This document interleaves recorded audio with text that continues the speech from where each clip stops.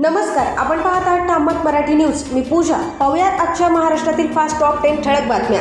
मुख्यमंत्री देवेंद्र फडणवीस यांच्या हस्ते पंढरपूर येथे कृषी महोत्सवाचे उद्घाटन. कर्जमुक्तीबद्दल मुख्यमंत्र्यांचा सत्कार करण्यात आलाय.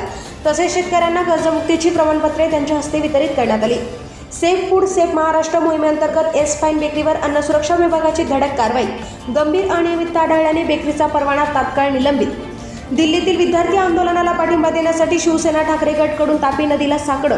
केंद्रीय शिक्षण मंत्र्यांच्या राजीनाम्यासह विद्यार्थ्यांवरील गुन्हे मागे घेण्याची मागणी. उंडवणी टोलनाक्याजवळील अपघातात जखमीला युवा नेते जय पवार यांची तातडीची मदत. उपचारासाठी स्वतःच्या स्वीय सहाय्यकाला सोबत पाठवत मदतीची व्यवस्था केली. वडजाई रोडवरील खड्डे तातडीने बुजवावेत आणि सर्व्हिस रस्त्यावरील बंद स्ट्रीट लाईट सुरू करावेत या मागणीसाठी काँग्रेसकडून जिल्हाधिकाऱ्यांना निवेदन. पर्यावरणवादी सोनम वांगचुक यांनी जंतर मंतरवरील 26 दिवसांचे बेमुदत उपोषण मागे घेतले. केंद्र सरकारकडून सकारात्मक आश्वासन मिळाल्यानंतर निर्णय. आझाद समाज पार्टी, कांशीराम, भीम आर्मी आणि भारत एकता मिशनकडून पत्रकार परिषद. नीट आंदोलनातील विद्यार्थ्यांवरील कथित पोलीस अत्याचाराचा निषेध. केंद्रीय शिक्षण मंत्र्यांच्या राजीनाम्याची मागणी.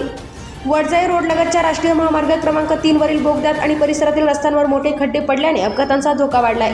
या पार्श्वभूमीवर मी धुळेकर संस्थेने भारतीय राष्ट्रीय महामार्ग प्राधिकरणाकडे निवेदन देत खड्डे बुजवणे, पाण्याचा निचरा करणे आणि सर्व्हिस रस्त्यांची तातडीने दुरुस्ती करण्याची मागणी केली आहे.